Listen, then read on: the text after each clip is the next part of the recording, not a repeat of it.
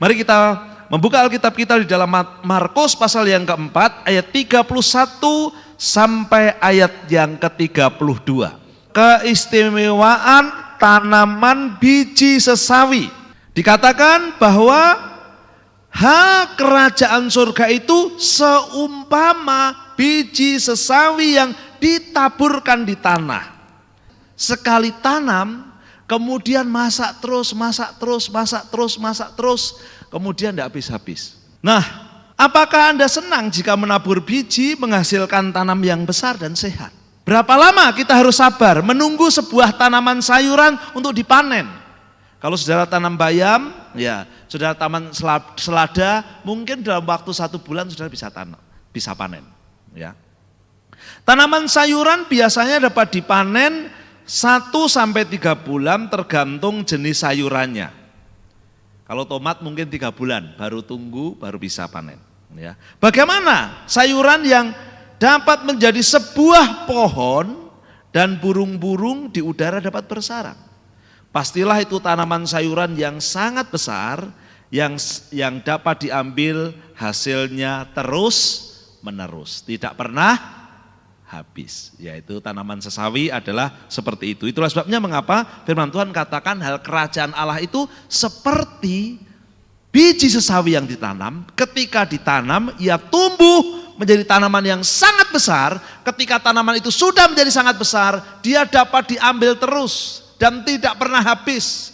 Dan sekali tanam dia akan terus menjadi sayuran yang dapat memberi makan terus menerus.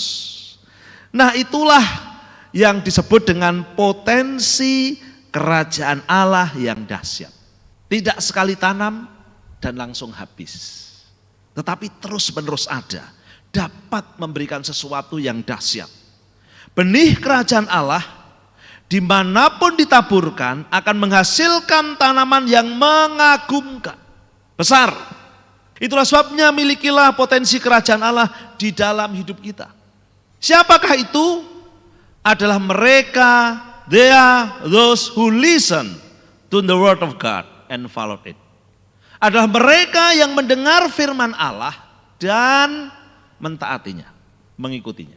Bukan sekedar mendengar, tetapi biji itu tidak tertanam di dalam hati, tidak tumbuh, tetapi mendengar dan menghidupinya. Kita melihat pribadi-pribadi yang punya potensi karena ditaburi benih biji sesawi. Yang pertama adalah Petrus, ya, Rasul Petrus. Di dalam Kisah Rasul pasal yang keempat ayat yang ke-13 firman Tuhan berkata demikian. Ketika sidang itu melihat keberanian Petrus dan Yohanes dan mengetahui bahwa keduanya orang biasa yang tidak terpelajar, maka heranlah mereka dan mereka mengenal keduanya sebagai pengikut Yesus. Pada waktu itu Petrus dan Yohanes ditangkap. Kemudian diperhadapkan kepada sidang yang namanya Sanhedrin. Terdiri dari 70 orang yang semuanya terpelajar. Tidak ada mereka yang tidak lulus kualifikasi S3 pada zaman itu. Dihadapkan pada 2 nelayan, kemudian berbicara mengenai hukum Tuhan. Kemudian mereka dicecar dengan berbagai pertanyaan yang sulit. Nah, Petrus ini tidak lulus dengan sistem sekolah mereka. Yohanes juga sama. Kerjaan masa lalunya adalah menangkap ikan. Menghitung ikan aja kadang-kadang lewat. Jadi ketika dihadapkan pada pertanyaan-pertanyaan yang sulit oleh 70 orang ini, ternyata mereka mengagumi 2 orang ini. Semua pertanyaan yang sulit itu tidak salah jawab. Bahkan mereka tidak sanggup mengajukan pertanyaan lagi. Ketika Petrus dan Yohanes mengatakan apakah ada pertanyaan lagi? Apakah pernyataan kami salah? Kami lebih taat kepada Allah daripada perintah manusia. Dan mereka terkagum-kagum. Dan mereka mendapati ternyata mereka sebagai pengikut Yesus. Mengapa nelayan yang biasa, Simon yang biasa ini menjadi berhikmat dengan luar biasa? Karena apa? Karena ditaburi biji sesawi kerajaan Allah. Setiap orang, yang tumbuh di dalam hatinya, di dalam hidupnya, dalam pikirannya. Biji benih-benih sesawi kerajaan Allah. Orang itu akan mempunyai kehidupan yang dahsyat. Sebab kerajaan Allah memiliki potensi yang dahsyat. Bukan seperti sayuran biasa, bukan. Saudara bandingkan tadi sayuran tanaman sesawi tadi dengan sayuran bayam, beda, jauh beda. Dengan selada jauh beda. Itu besar, itu dahsyat, itu mengagumkan. Paulus di dalam 1 Korintus pasal 15 ayat yang ke-9 mengatakan, karena aku adalah yang paling hina dari semua rasul, bahkan tidak layak disebut rasul sebab aku telah menganiaya jemaat Allah. Paulus adalah seorang yang sadis, kejam, membuat banyak keluarga-keluarga Kristen menderita karena penganiayaannya. Ada orang yang ditangkap, dimasukkan penjara, ada yang dibunuh, dianiaya oleh orang ini sebelum mengenal Tuhan. Tapi orang ini ditangkap oleh Tuhan, lalu ditaburi benih kerajaan Allah. Kemudian dia berubah pikiran dan hatinya, menjadi seorang rasul yang terbesar sepanjang sejarah sampai hari ini. Kita semua gereja-gereja, orang-orang Kristen yang bukan Yahudi, bukan keturunan Yakub secara darah dan daging, kita berhutang kepada Rasul Paulus yang membuka gereja pertama kali, gereja-gereja yang bukan Yahudi.